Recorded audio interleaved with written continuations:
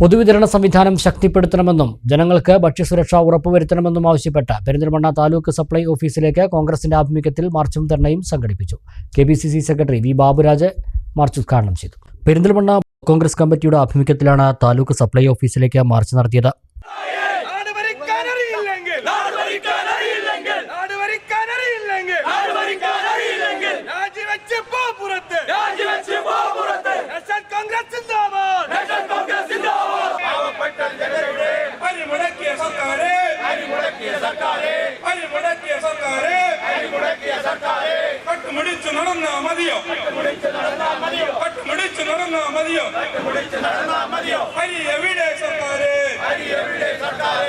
മാർച്ചിനെ തുടർന്ന് നടന്ന ധർണ KPCC secretary V Baburaj ഉദ്ഘാടനം ചെയ്തു. അതുപോലെ നമ്മുടെ മാവേലി സ്റ്റോറുകളിലുമൊക്കെ ഒരു സാധനവും ഇല്ലാത്ത അവസ്ഥയിലേക്ക് സാധാരണക്കാരായ ആളുകൾ ചെല്ലുമ്പോൾ അവിടെ വെറുതെ നോക്കിയിരിക്കുന്ന അവിടുത്തെ ജീവനക്കാരെ മാത്രം കണ്ടു മടങ്ങേണ്ട ഒരവസ്ഥ ഇന്ന് കേരളത്തിലുടനീളം നമുക്ക് കാണാൻ സാധിക്കും.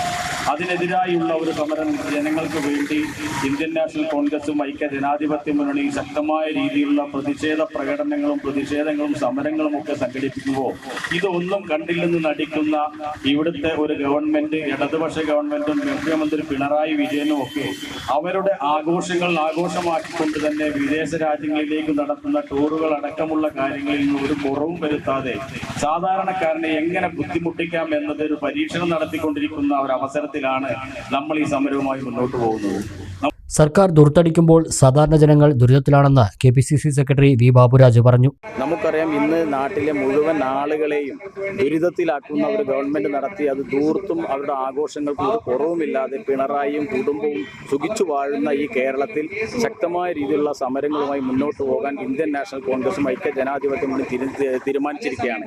അതിന്റെ ഭാഗമായിട്ടാണ് ഇന്ന് താലൂക്ക് ഓഫീസുകളിലെ ഈ ധർണ. പെരിന്തൽമണ്ണയിലെ ഈ ധർണയ്ക്ക് നമുക്കറിയാം, ഇന്ന് ഈ നാട്ടിലെ മുഴുവൻ ആളുകളുടെയും പിന്തുണ നമുക്കുണ്ട്.